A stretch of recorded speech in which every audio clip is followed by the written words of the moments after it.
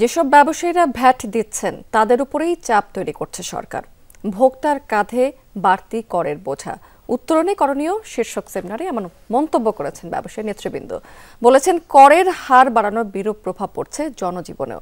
উচ্চ মূল্যস্ফীতির এই সময় বাড়িয়ে দিচ্ছে সংসারের খরচ।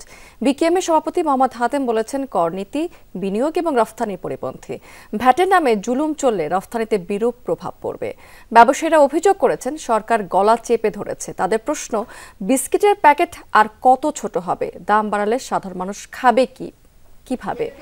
সিপিডির গবেষণা পরিচালক ডক্টর গোলাম মোয়াজ্জেম বলেছেন, বাজারে সাপ্লাই চেনের পরিপূর্ণ তথ্য নেই সরকারের কাছে। তিনি বাজার ব্যবস্থাপনায় সংস্কার আনার তাগিদ দিয়েছেন। বলেছেন, জনগণের প্রত্যাশায় সরকারি বাজার এবং রাজস্ব ব্যবস্থাপনায় প্রয়োজনীয় পরিবর্তন আনবে। এনবিআরের সাবেক সদস্য রেজাউল হাসান বলেছেন, কোষাগারে অর্থ না থাকায় বাধ্য হয়ে 100 পণ্যে কর বাড়িয়েছে সরকার।